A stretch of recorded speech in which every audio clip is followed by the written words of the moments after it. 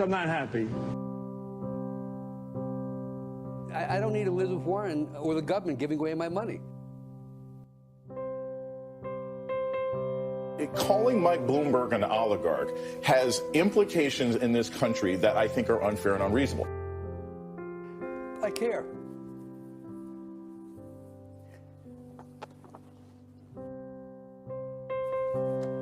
That's it.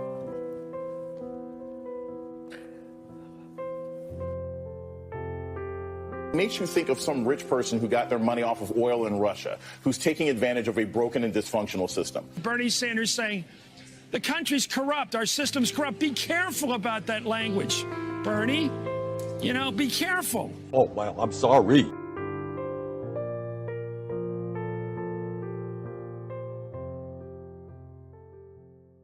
Now witness the firepower of this fully armed and operational battle station. You idiot!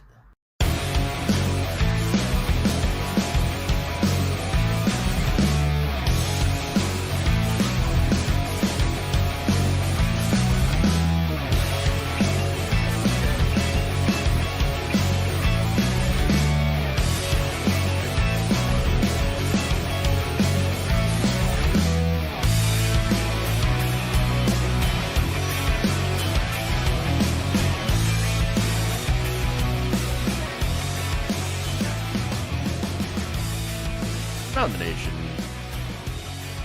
Waldorf Nation. What's up, everybody? Welcome to the show. It's Thursday.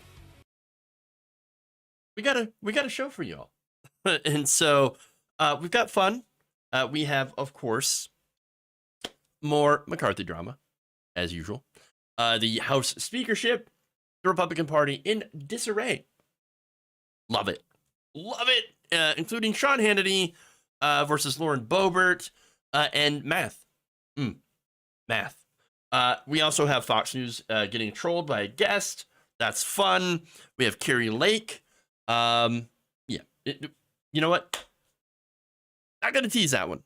Just Kari Lake. That's it. Kari Lake. We also have some more important news, including reproductive rights in South Carolina. We should have some good news on that. And progressive Congress people, senators specifically, are calling out medical debt, a very predatory form, as if medical debt is not predatory enough, a new form, or I should say a newly discussed form of medical debt. So very important stuff here that we're going to talk about in the second half of the show, but we're going to start with fun. You know, because fun. We all enjoy it. So, yeah, why don't we...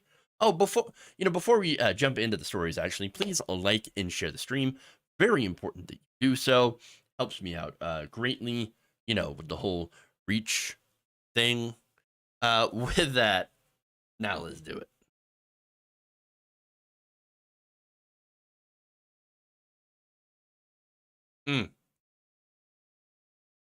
We got some heavyweight titans going on here.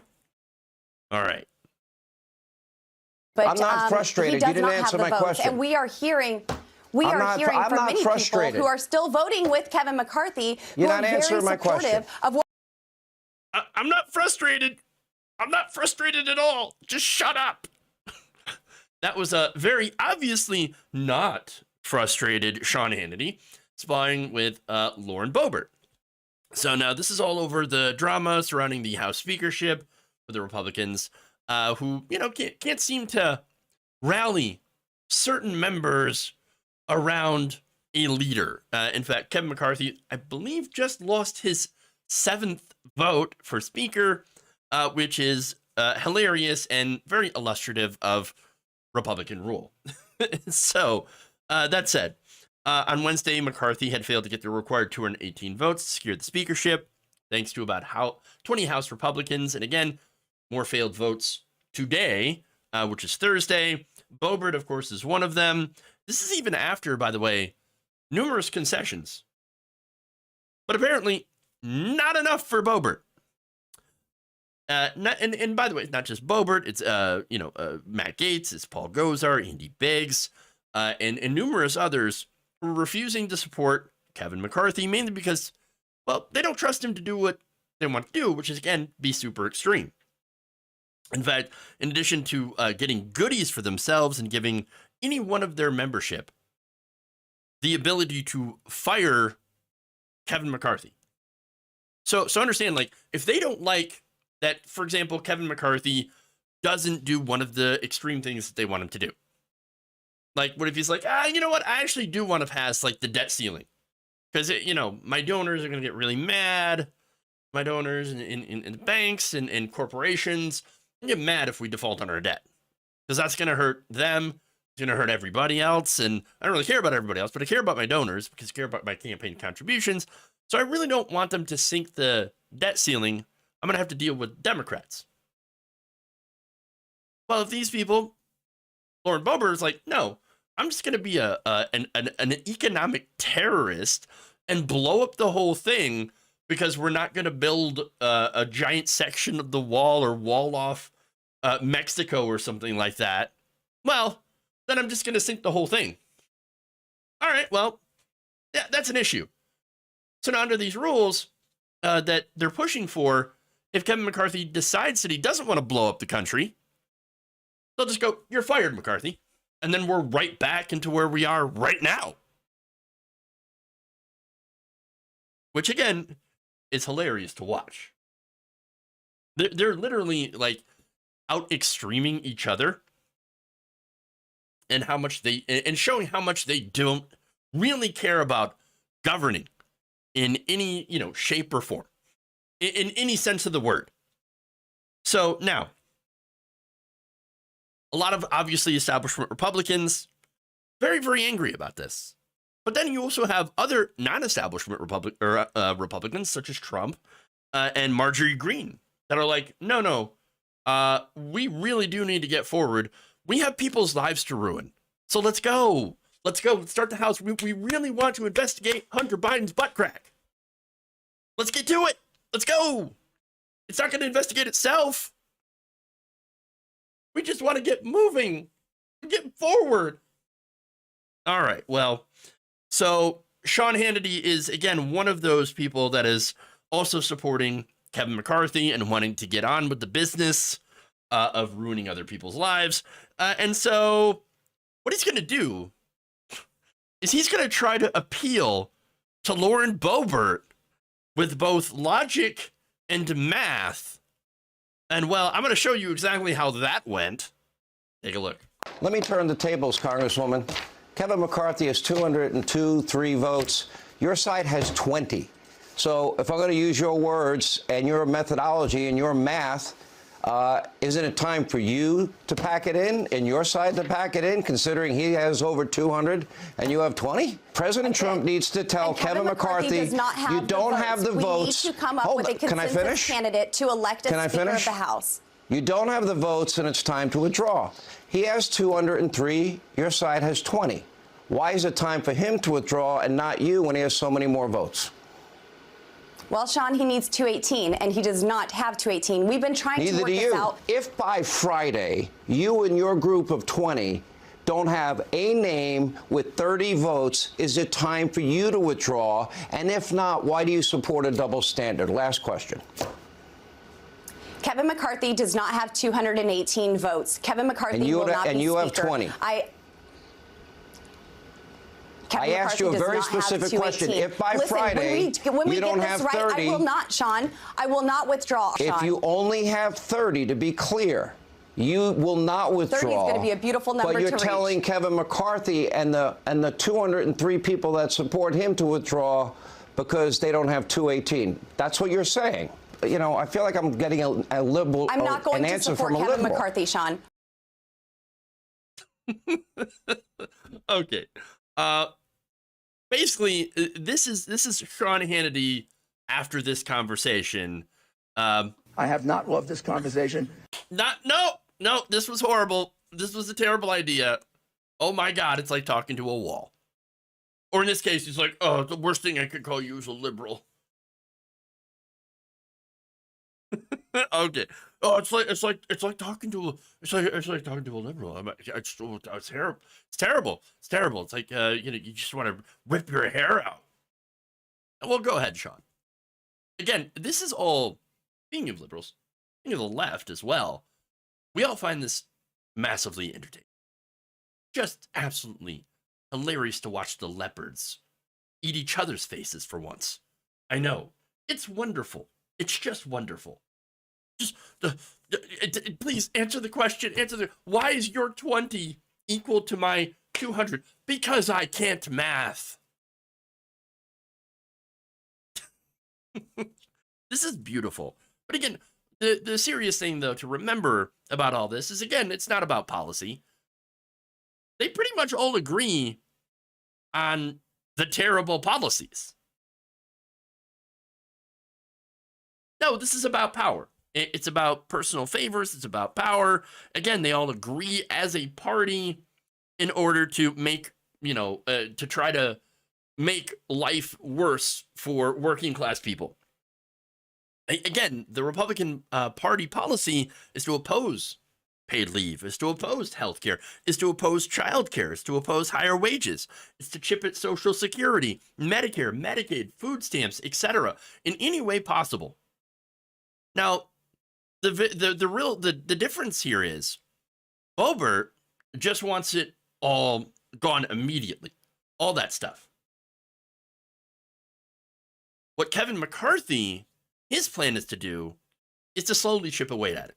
That's the establishment Republicans and they're going to do what they've continued to do over the last few decades, right? Chip away, slowly chip away at those programs until they're gone, until they're privatized. Boebert can't wait. She's like, no, we get rid of that stuff now. No, we do the so-called balanced budget stuff, right? Which just means cutting out everything that we don't like, and that means helping out poor people. Let's just get rid of all that. Let's just do it now. And we're just going to be economic terrorists and destroy everything. Now, they all have the same goal. They have a different way of getting there. And so that's really the big difference here. And once again, Boebert and the rest do not trust McCarthy to be as extreme as Boebert and the rest of them actually are in enacting that economic terrorism. And so that's what's going on. Okay. So look, overall, the same goal. They want to, double down on the cruelty. They want to own the libs. They just disagree on who's going to be able to do it best. Okay. Let's move on. Nothing more patriotic than being an economic terrorist. Says F85. Well, that's how they look at it, too. Remember, they despise when the government actually does things to help average people. They do think that they have a, obligation to put a stop to that. Their entire worldview is makers versus takers, right? Which is funny because the people that are often at the top are the ones who have taken the most from government, from the rest of us. And not only in the form of tax subsidies and things like that, and our infrastructure, but have also taken a lot of opportunity from the average American by crushing them and not allowing them to advance. So, yeah. Anyway, with that, let's do it. On to the next story, which is more fun.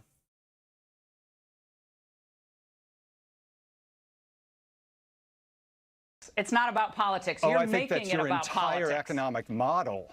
What? Your entire economic model is to what scare other your sport viewers. should? That's what your other whole sport? gig. That was Fox host Laura Ingraham getting trolled by author Steve Allman. I'll show you more of that video later, but there was a discussion here about the NFL. So this is, again, following Damar Hamlin's heart attack that he had during a game earlier this week. So, look, the NFL's had a lot of issues with player safety. They've had a lot of issues with, players that are getting injured or killed out in the field. And so, I mean, that's something that's been with the NFL for quite some time. But now we're having a discussion about Hamlin, and because that's not something that you see happen often. Now, you have conspiracy theorists, of course, in the right wing that are saying, oh, it's because of the facts. Again, there's no evidence of that, but they're going to make up these conspiracy theories anyway. But they decided again to bring on Almond because he says, you know what, maybe we should actually try to, do something as people who enjoy watching football, who enjoy watching sports.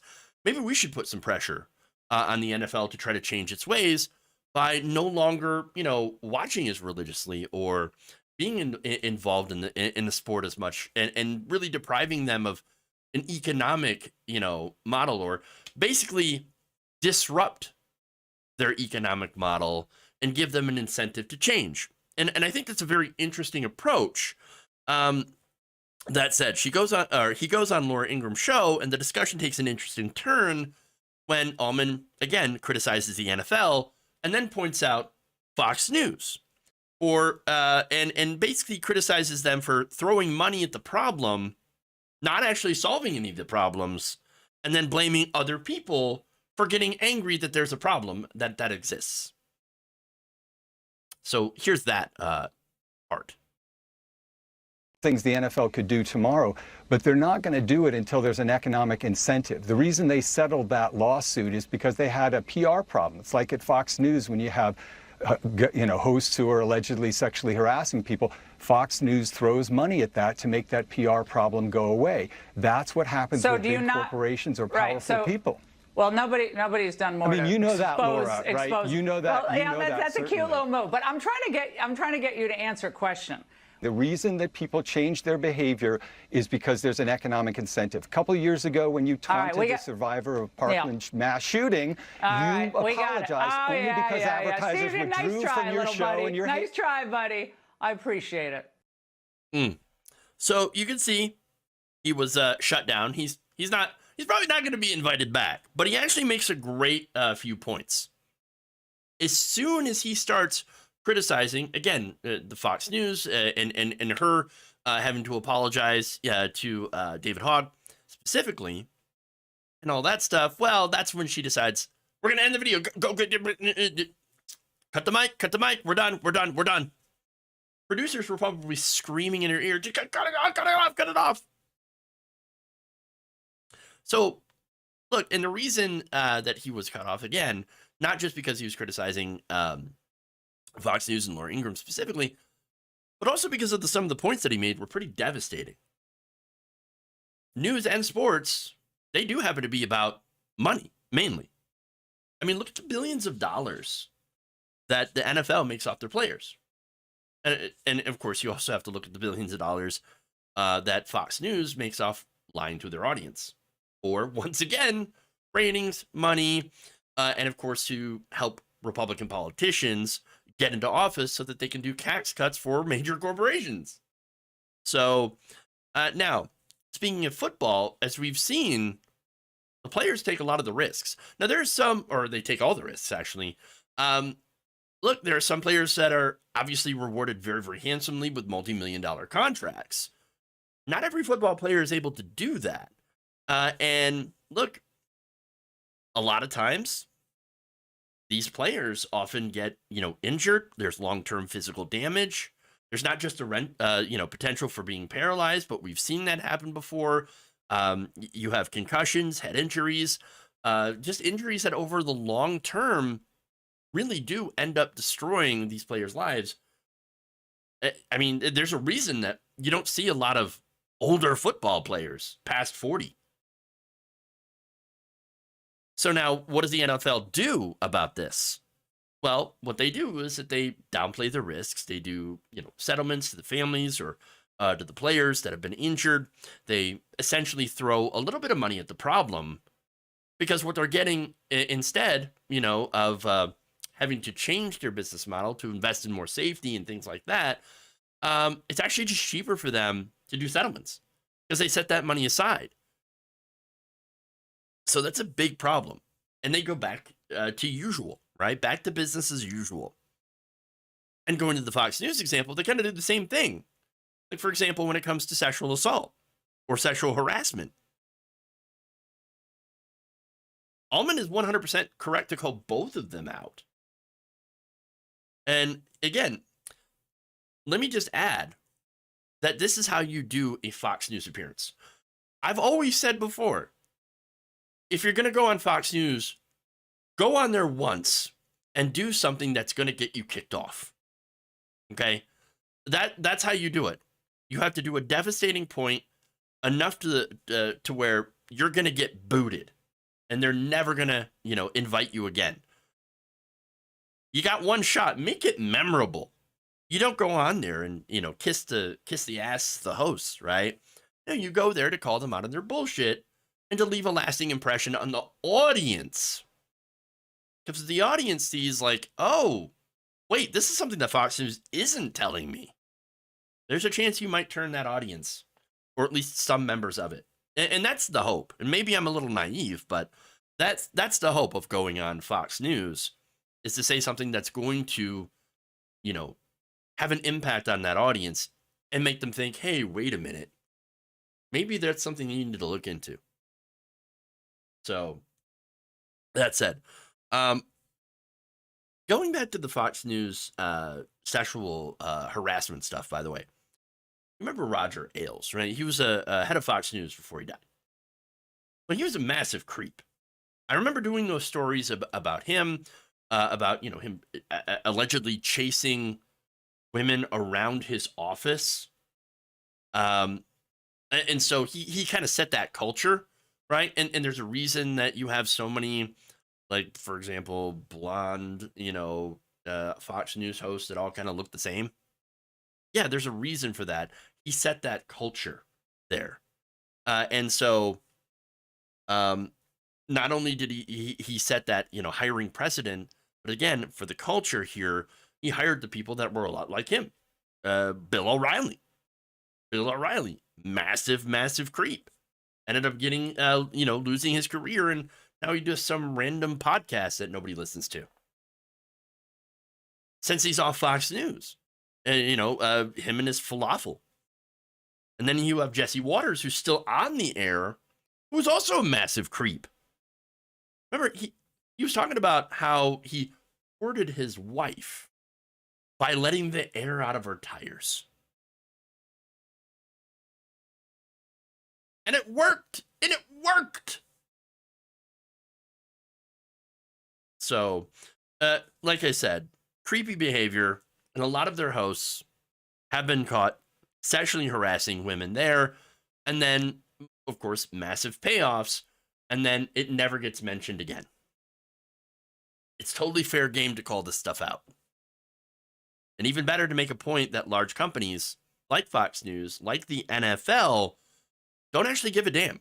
And you can apply this to pretty much all of corporate America. They don't care about their workers, because at the end of the day, it's all about the monies, making as much money as possible. Okay.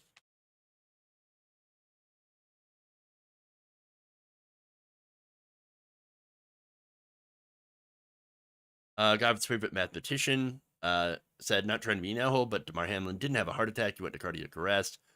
Heart attack is when blood in oxygen stops flowing to the heart. Cardiac arrest is when your heart stops working. Yeah, I have a tendency to sometimes mix up medical terms, but you're correct. And so thank you for that. Okay. Yeah, I appreciate the correction. Let's go to Kari Lake, the next story.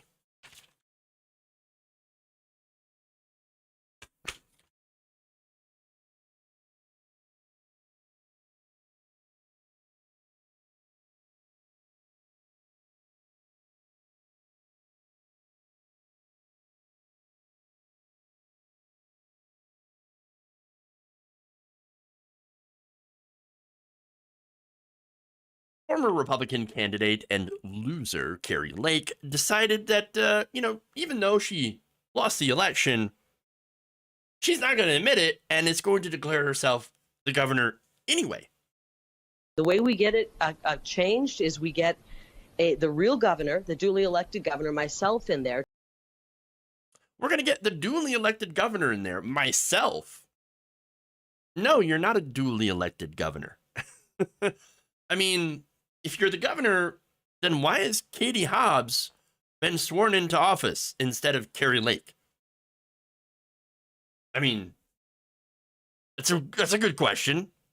Well, apparently, she has an answer to this.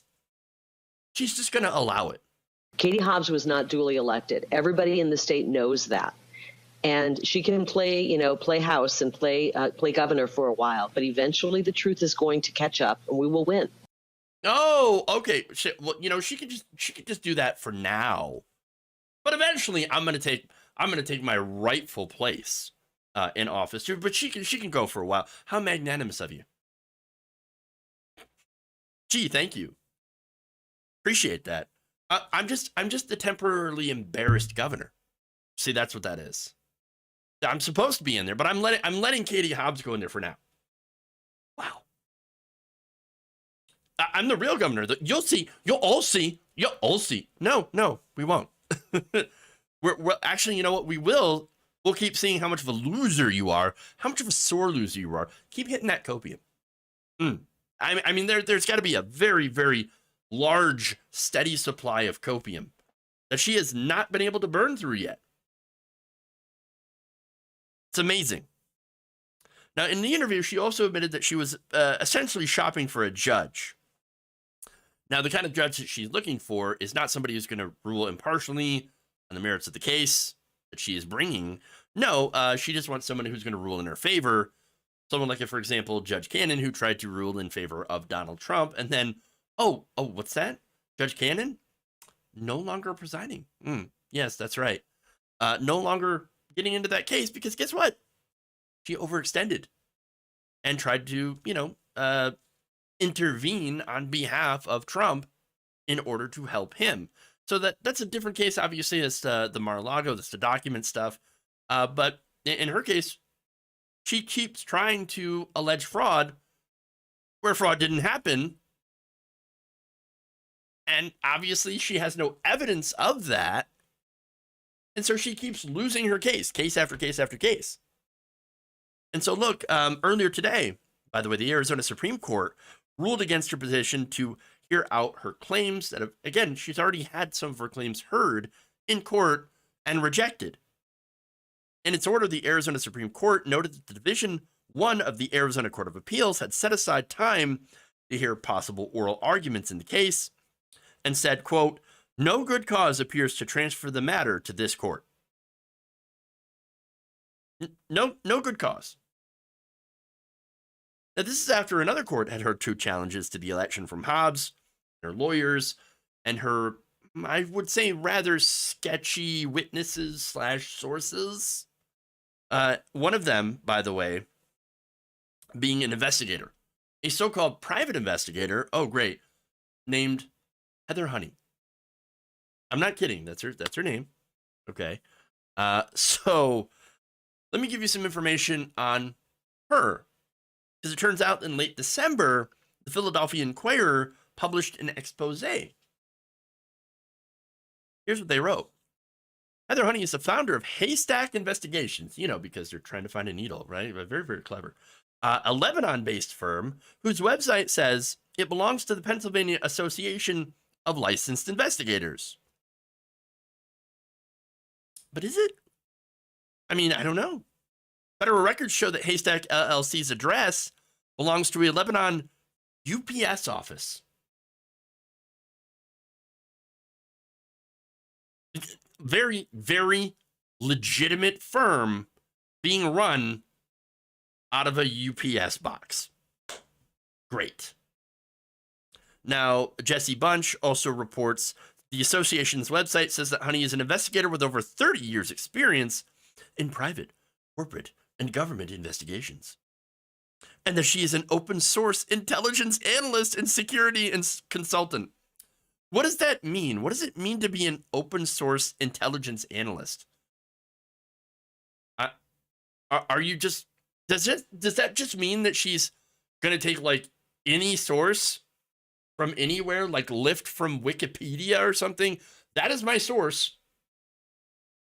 Or my source is random person that, is yelling crazy things on the street or on the bus.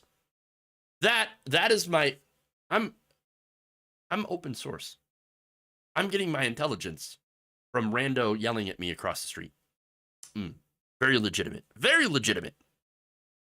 And now she also is the founder of something called Verity Vote, an organization that bills itself as an election integrity research and investigations group. Okay, great. I wonder if that's like True the Vote or whatever, like, I don't know, immediately discredited right-wing so-called voter fraud investigative, group. I mean, that's what it sounds like. It sounds like part of one of those. Now, she says, I'm sorry, the report here said that after encountering suspicious circumstances while voting in 2020, i.e.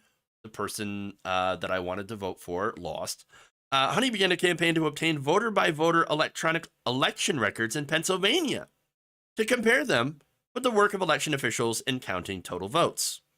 Verity Vote falsely claimed that hundreds of thousands of ballots were sent to unregistered voters in Pennsylvania ahead of the midterm election, and made other unfounded allegations, including that absentee voters who have never lived in the United States, oh, here we go, United States influenced the results. So here we go, foreign voters.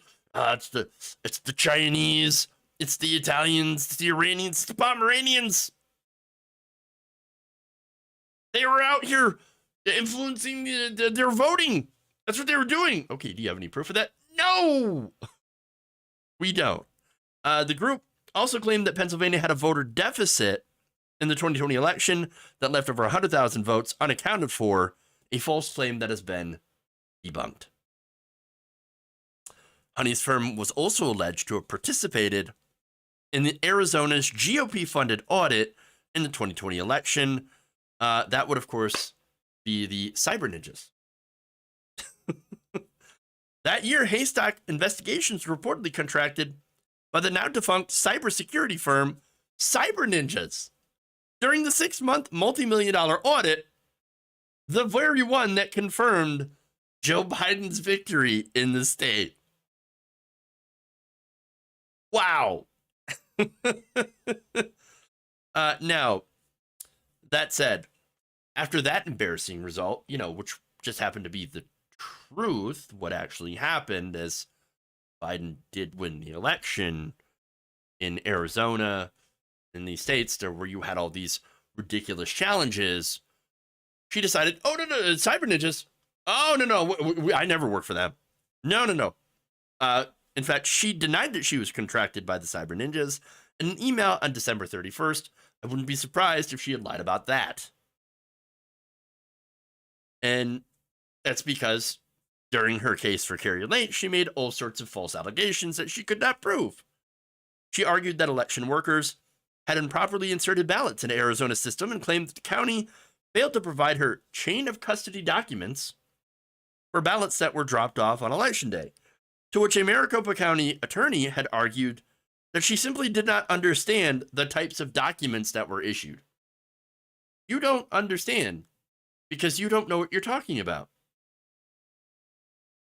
We would be happy to show you what the reality is, but what you're saying is just not true.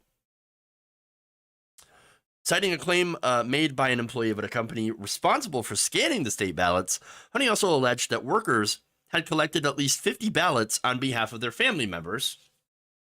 A Maricopa County elections director admitted that he did not know the third-party company permitted its employees to drop off ballots for family members. Honey, however, said it was not answerable when questioned about how many other ballots had been supposedly injected into the system. We know there's a lot of ballots. There's a lot of ballots. Very, very many, great many of, illegal ballots. How many? I can't answer that. So you don't know. So you're making this allegation without knowing. And you don't have any evidence to back it up. Well, that's where we're doing investigations. You investigated with the cyber ninjas, and you found that the results were pretty much the same as the official count. Where's your evidence? We don't have it. So that's one of Kari Lake's star witnesses, which, by the way, matches up with other witnesses who basically had no idea how things actually worked. And that's what it is. And since they didn't have any idea of how the voting system actually worked, they immediately jumped to, well, it must be fraud because I didn't get the result that I was asking for. Well, just because you don't understand the process and how it works, by the way, there's nothing preventing you from actually learning the process, because there was one conservative, I remember showing this video. There was a conservative who was like, I think there's something fishy going on in our election system. I'm going to be a poll worker, right? And then went to be an official state election worker, learned how everything worked, and came back later and was like, yeah, all this stuff is legit. Like, they showed me how it works so I can actually do the job. And it turns out all this fraud stuff is just nonsense. Like, I thought there was a real problem. No, it just turns out we have no idea what we're talking about. Well, yeah. And so that's basically the essence of all of these alleged witnesses. Like, we see vote tampering, we see this stuff, people carrying crates, or suitcases full of ballots, and the ballot counts are being inflated afterwards, all this weirdo stuff. And it turns out there's very reasonable explanations, because that's how voting works all the time, everywhere.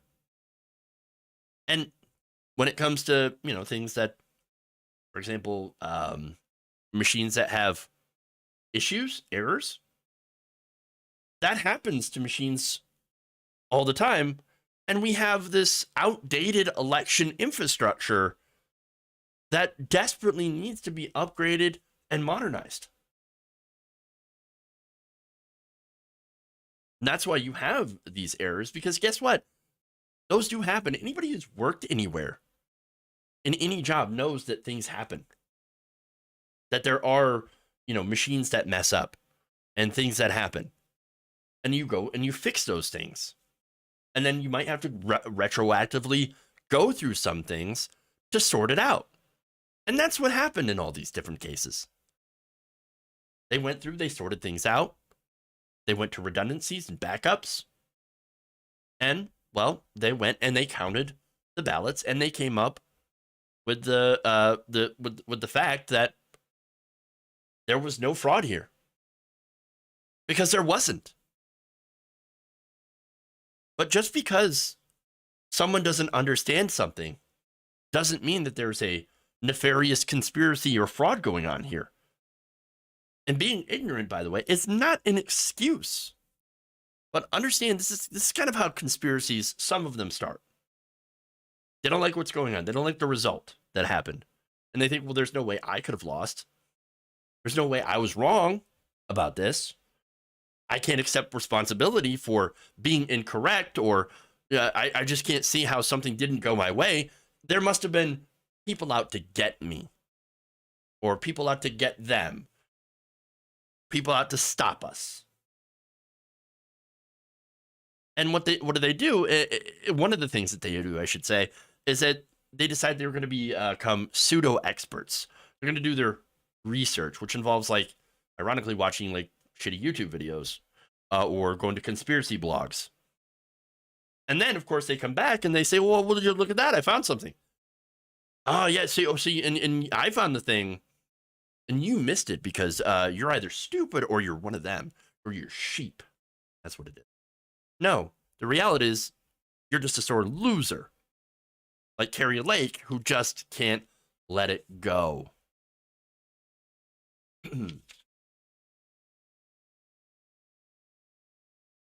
Okay. She's been hanging around Lindell too much. So forget about the evidence. Forget about it. We don't need the evidence. Well, I got all this evidence. Just go to my Super Pillow Cyber Symposium and enter the code Lindell. Whatever. Yeah, it's they seem nuts on acid. They probably. Although Mike Pillow, it's probably back to the crack. All right. Anyway, with that, we've got some serious stuff, including a victory here. We should take the W. So let's go to that. Hey, all right. South Carolina's ban on abortions is no more. Now, following a legal challenge to the 2021 law that took effect, of course, after the end of Roe, the state Supreme Court has ruled that this ban, which is a 6-week ban, is unconstitutional. So on Thursday, the ruling was handed down, and the court basically ruled that the restrictions had violated the state's constitutional right to privacy. So again, this is all in the South Carolina state constitution. Now, the measure itself had banned abortions after cardiac activity is detected. So it's one of those heartbeat bills, right? Which are not based on science, which are not based on factual information. In fact, this is usually around 6 weeks into pregnancy. Now, the bill did create exceptions, for those that were caused by rape and incest, or ones that would endanger a patient's life. But still, a lot of those exceptions don't really do a whole lot. Now, as I mentioned before, these bills, these heartbeat bills, are not based on scientific evidence. They're not based on scientific fact. There is no heart around 6 weeks gestation. It's just not formed yet, according to actual doctors. An ultrasound can only detect fluttering cells that will eventually become the heart, and they call this cardiac motion. There's no actual heartbeat because there's no actual heart yet. So now what doctors do in this case, and this is what right-wingers jumped on, and anti-abortion activists, they jumped on we're going to detect the heartbeat today. Well, doctors just say that because are they really going to sit there and explain, actually, these are precardiac cells that actually haven't created a heart, but they're doing a flutter, which kind of mimics it. No. They're going to be very simple because, I hate to break it to you, but a lot of doctors and a lot of professionals dumb things down for normal people, for normies. I mean, that's just a reality. And I know it sounds kind of patronizing, but at the same time, do you really want the doctor to sit there and waste the time to explain all the scientific and medical jargon? Or just be like, this is pretty close to a heartbeat. It just shows your baby's, or your fetus or your embryo is developing normally. And that's really all it is. Again, I made the distinction here, fetus, embryo, baby, whatever, because what is generally considered to be a baby by anti-choice activists at 6 weeks is an embryo, which has not developed these systems, intact cardiovascular system at that point, including a heartbeat. So, because there is no, again, heart. And it's not a fetus until about at least 9 weeks gestation. So understand how that dumbing down, while I understand the reason behind it, it is allowed for conservative activists to jump on that, to really put out a lot of misinformation about what actually a fetus is, and the development of that embryo and that fetus into a baby. So now the court, getting back to its ruling, here's what they wrote. And again, they ruled on this based on the right of privacy, which I think is interesting because that's a lot of what Roe was also based on. They said the state unquestionably has the authority to limit the right of privacy. Interesting. That protects women from state interference with her decision. But any such limitation must be reasonable. And it must be meaningful in the time, and that the time frames imposed must afford a woman sufficient time to determine she is pregnant and to take reasonable steps to terminate that pregnancy.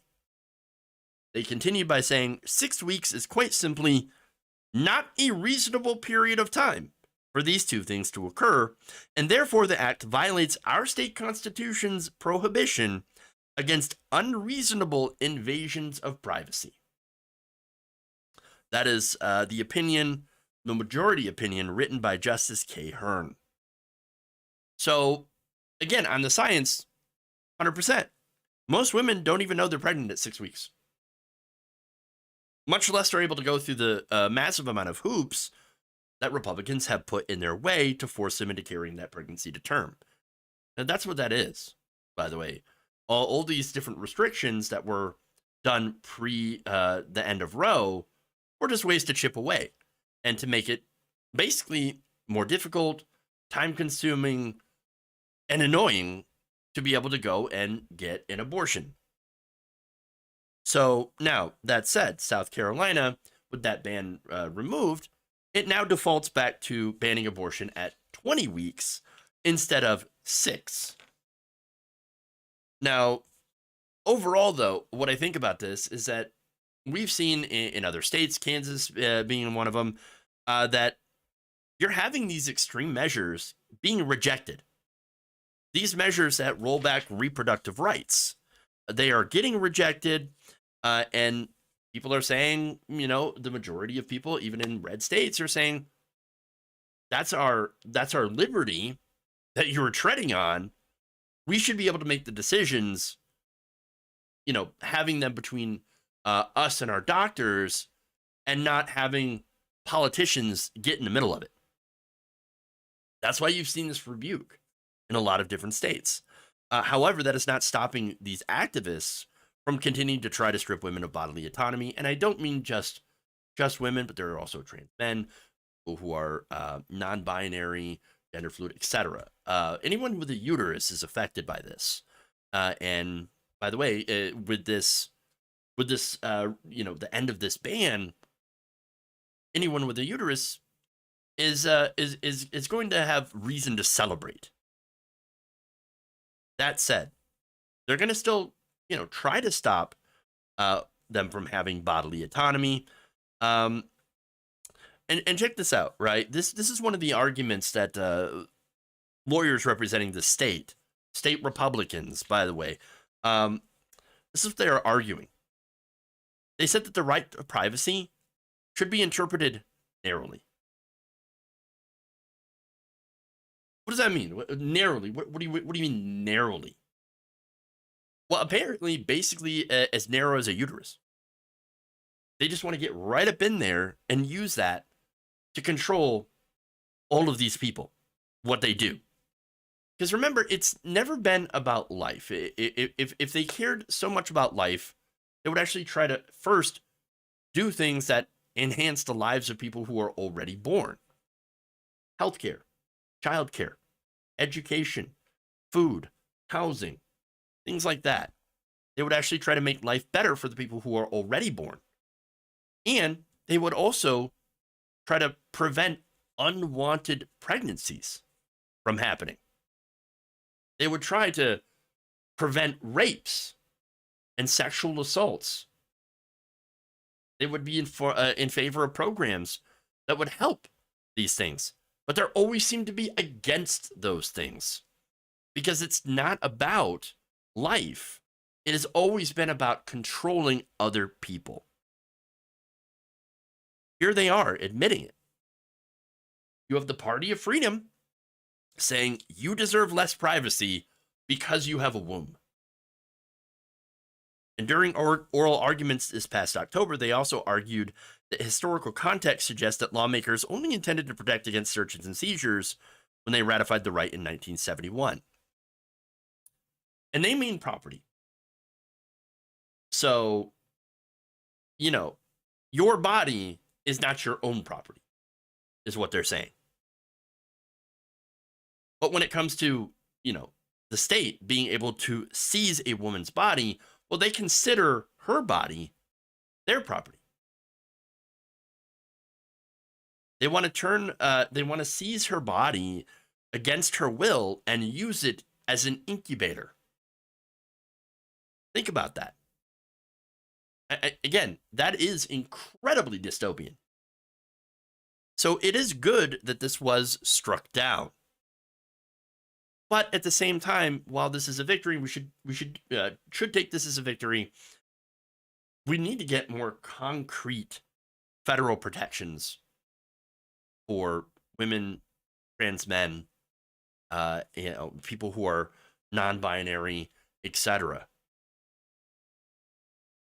Because until we do, and by the way, even after we do, because we saw, the efforts to overturn Roe, which was a multi-decade assault on freedom, they're going to keep coming for reproductive rights. This, unfortunately, is at the moment a never-ending battle. Nonetheless, small victory for people in South Carolina, and I hope that one of these days we will eventually get a more broad federal protection for reproductive rights. Okay. Amazing how fragile these chuds are, that they need to oppress people to make us feel better. Yeah, I mean, it's just about people wanting to keep control.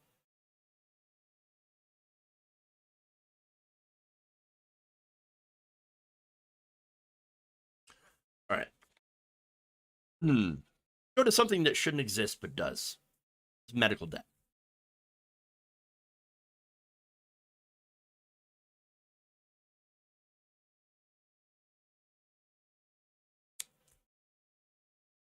Progressives are calling out another way that Americans are getting saddled with medical debt.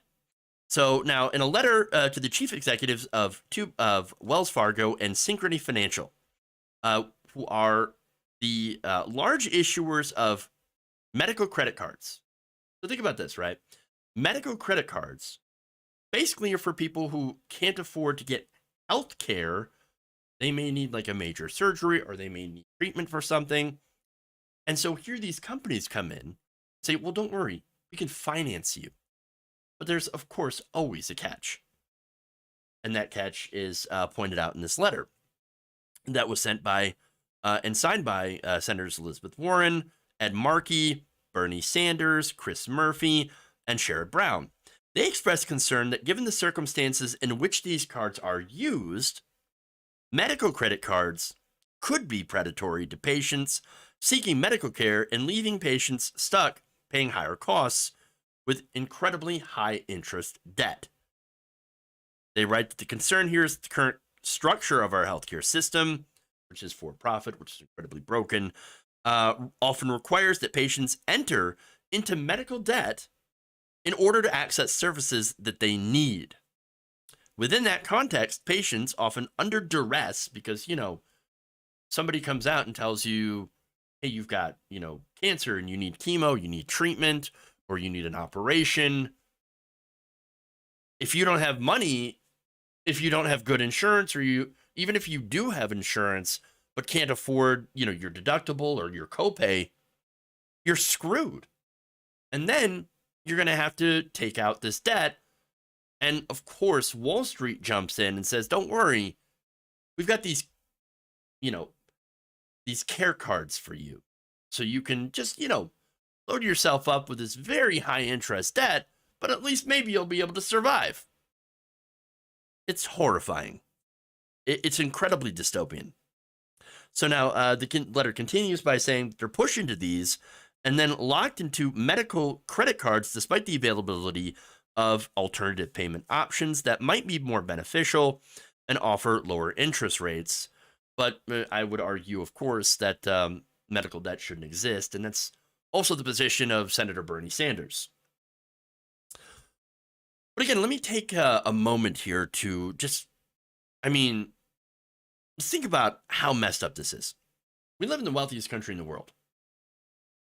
And yet people have to get credit cards with incredibly high interest rates so that they can live, so they can get needed health care. It's not like, oh, I want to get a TV. Oh, looks like I can't afford it. I guess I get a credit card. Or my washing machine broke, and I need to get a credit card from ABC Warehouse. Yeah, I'm literally telling on myself here, and to go and finance, a new washing machine. It's not that. It's literally your life. Dystopian as hell. The letter continues. Medical credit cards often come with high interest rates following the so-called no-interest periods that banks deceptively use to lure in customers who are desperate to pay for costly medical treatments. Again, taking advantage of people at their lowest and at their most concerned. Their most, basically where they don't really have the option of saying no. And they're, stressed out. There's a lot of anxiety.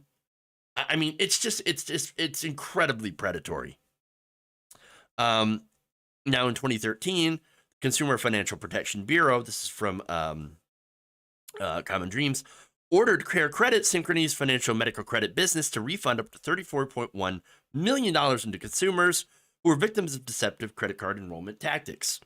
Last month, the CFPB hit Wells Fargo, which offers a medical credit card named Health Advantage, with $3.7 billion in penalties for a slew of abuses, and called the institution one of the most problematic repeat offenders of the banks and credit unions.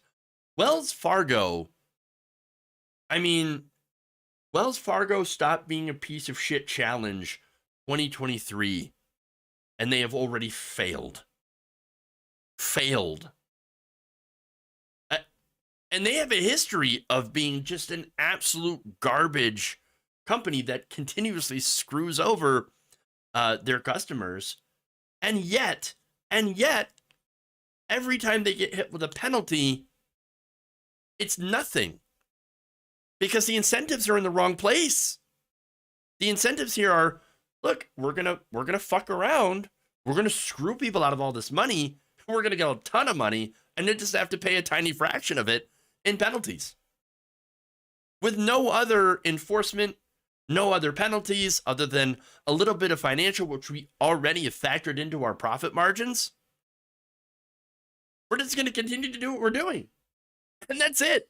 And keep getting rich. These are the companies that we have to deal with. Apparently, if we have the gall to get sick and don't have insurance or don't have money to pay for our god-awful for-profit healthcare system. And the reason this exists is because of this god-awful, unaffordable healthcare system. A lot of people can't afford insurance or good insurance, or even if they have insurance, can't afford to use the insurance. Crane's Chicago Business recently reported that as healthcare costs and insurance deductibles have risen, more hospitals in Chicago and around the country are teaming up with the banks to market these medical credit cards and other loans to patients who lack insurance or funds to pay for the care. Now, you're not going to be surprised that the hospitals get something in return for offering these credit cards. Hospitals that convince patients to take medical credit cards get paid up front by the banks at a time when unpaid bills are straining their budgets. So, and you know where the unpaid bills come from, right? It comes from people who can't afford to get insurance. They can't afford to pay for their premiums. They can't afford their deductibles, and they get sick. Because what are you supposed to do when you get sick? You can't control that. And then, well, hospitals are left, holding the bag, essentially. And so they've decided, we're either going to charge insurance companies more, who then pass it down to people who have insurance, which raises rates for everyone else, or we're going to team up with the banks in order to screw people over. I mean, it's, again, disastrous. Now, the newspaper continued by saying lenders, for their part, see an opportunity to capitalize on the growing gap between the cost of medical care and what many Americans can afford. So, again, understand that. We hear the word capitalize all the time. Taking advantage of, making a profit off of people who cannot afford to get medical care. Disgusting. Patients who take the card,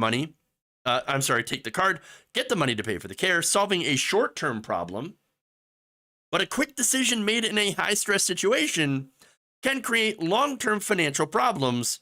Patients who can't drum up the cash to pay off the initial balance within an introductory period end up with a hefty credit card debt that carries some of the highest interest rates in the industry.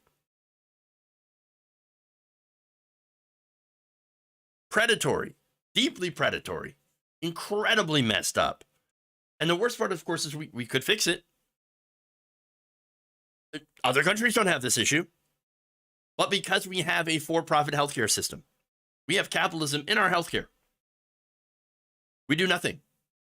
As more than 100 million people are getting saddled with over $200 billion in medical debt. Debt for just being alive, for getting sick, for having, medical issues. By the way, poverty is expensive. You have a small issue. You can't afford to go to the doctor for like a suspicious bump, right? So to say, right? That's an example. There could be a million different examples. A weird rash. Something. You can't afford to go to the doctor for that. Oh, it's small. It'll go away. I can't afford it. Then that grows. Or it becomes, since you didn't have it looked at, it just could be a cancer, be some other issue that gets worse over time because it's unchecked and even more expensive. And it could have even been something that was very simple to treat in the beginning, but much more expensive to treat later on. And that's what happens all over this country, where you have people that have to forego medical care because you can't afford it. And it grows into something that's even more inexpensive and life-threatening, so that they're forced to do this, and they still don't have the money, so they go to these credit cards, which are even more exploitative and predatory. It's just a vicious, vicious cycle. As I said before, poverty is the most expensive thing.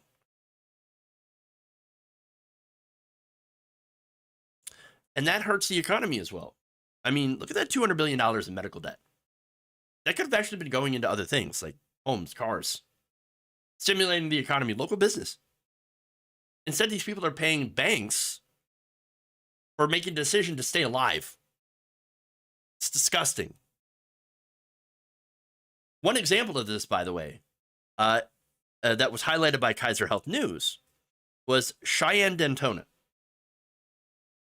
Now, Dantona, 31, was diagnosed with blood cancer while in college. Now, lucky for her, the cancer was eventually treated and went into remission. But when Dantona changed health plans, because she had health insurance, she was hit with thousands of dollars in medical bills because one of her primary providers under the new plan was out of her network. Ooh, sorry, out of network. We're not covering it. Network. So, of course, she had to do what she had to do, right? She took out a medical credit card because all these unexpected bills slammed her. And, of course, she ends up getting stuck, paying even more in interest. And while she's doing that, her other bills start to not get paid. They go into collections. When that goes into collections, her credit score tanks. She's unable to get anything else. She's not able to get loans for houses or homes, cars, or anything. And then, well, what happened to Dantona? Well, she put all of her future plans on hold and was forced to move back in with her mother in Minneapolis, or outside Minneapolis. She has no future anymore. She just has a mountain of debt for something that, again, could happen to anyone. Anyone. But while she suffers and has no future, is robbed of her future, shareholders made money. They made an extra buck. It's disgusting. And by the way, one of those things about this card, speaking of credit scores, right? One of the surprise or disturbing features of these cards is the fact that they basically set the limit of that card to exactly the precise amount that you need for whatever, treatment you're going in to get. So now you might not think about that and think that's relevant. Why is it? Well, when you're looking at credit reporting agencies, that's a maxed out card. Maxed out cards do not look good. They have a massive impact on your credit score. Now, the cards, the letter points out, may also adversely impact consumers' credit reports because of the way that they are treated by credit reporting agencies. The agencies recently agreed to remove 70% of medical debt from credit reports, but these changes will not benefit medical credit card holders because their debt is considered credit card debt and as such is viewed less favorably by the bureaus. And since the amount of credit is given, again, is the same as a service, your credit score is just tanked. It's done. Banks have identified medical credit cards as a lucrative opportunity to profit off the worsening crisis. Patients were unable to afford their medical care. The lawmakers continued, demanding that the bank executives provided information about their medical credit card businesses, such as how many accounts are in collections and how many healthcare providers they have partnered with. So now, getting that information, yeah, okay, that's good. So you can definitely make a case against it. But at the same time, we already know how predatory this is. We know how bad this is. We already have a fix for it. And that is, number one, eliminate all medical debt. And number two, enact a single-payer healthcare system. That's it. Medicare for all. That's the solution. It's always been the solution. It's always been the obvious solution. Every other country in the world has done this. Or I should say pretty much every other modern industrial country has done this. Has done some form of single-payer healthcare. You go to those countries, people are not going into massive credit card debt over medical bills. Just for getting sick. Or they happen to have bad luck and get into an accident. Or, well, in America at least, because we have a very unique American problem of mass shootings. If you're a victim of a mass shooting, you're going to get stuck with a medical bill for the rest of your life, on top of having to go through a mass shooting. Now, of course, the reason that we haven't fixed this problem is pretty obvious. It's greed. Politicians get bribed by special corporate interests, insurance companies, hospital groups, Wall Street, with these banks, and their options are pay up or die. It's a sick system that can only be dismantled if we end the broken campaign finance system. These laws that allow these politicians to be bribed by special interests. I think the big focus needs to be, going forward, get all the corporate money out. Get it all out of politics. Get corporate money, get health insurance money. Democrats are gigantic, by the way, recipient of health insurance company money. But they bought everyone. If you think Republicans are also going to solve the problem, no, their solutions actually make the problem, so-called solutions make the problems worse. They just work for different donors, actually don't care if Americans die. So it's a system that really is legalized bribery, and it affects every single facet of this story. And by the way, many other laws in this country. So we have to get this money out of our political system. And in the case of healthcare, our lives literally depend on it. Okay. All right. With that, That's all I got for you. That went a lot longer than I thought it would. All right, so, all right. Let me go to super chats here and member comments. Jeff James says, Tachi's in chat reporting that Twitch is down. Yeah, I see. I've seen it like pop on and off for like the view counts. But unfortunately, like I said, I cannot I cannot control what Twitch does. It's definitely not on my end. All right, so Koro said there's a vote for the most noxious, dangerous, disgusting legislation. Abortion ban would win. This medical debt stuff is pretty disgusting as well. Let's see. Ryan Nowicki says, I think Article 3, Section 2, Clause 2 of the Constitution can limit the jurisdiction of SCOTUS cases. Can this be used to prevent judicial review? In what context? Because we weren't talking about the Supreme Court of the United States. We're talking about the state Supreme Court on that. So, again, I would have to look in a little bit more into your context and what you mean and what you're actually asking. Bay1, thank you for being a member, signing up. And Gabby Mathis, thank you for the very kind $5. Appreciate that. All right, so let's see. Citizens United needs to go up and play in flames, along with Lottie versus First Bank and all the other decisions that have led to our unfortunate political situation. Because it does come down to greed. It does come down to money in politics. All right. Let's see. Nothing else on Twitch. So with that, we'll raid and leave it at that. Thank you all. Love you. Have a fantastic night, and we will see you back here tomorrow for a great Friday show. Love you all, and remember, change begins with you. Night Nation. We'll see you later.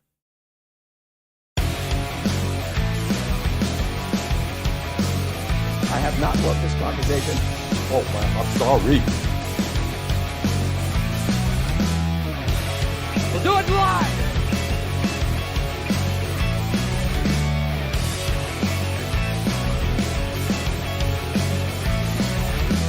Peachtree dish.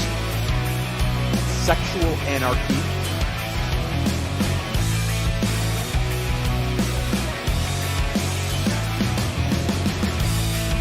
Big, massive dump.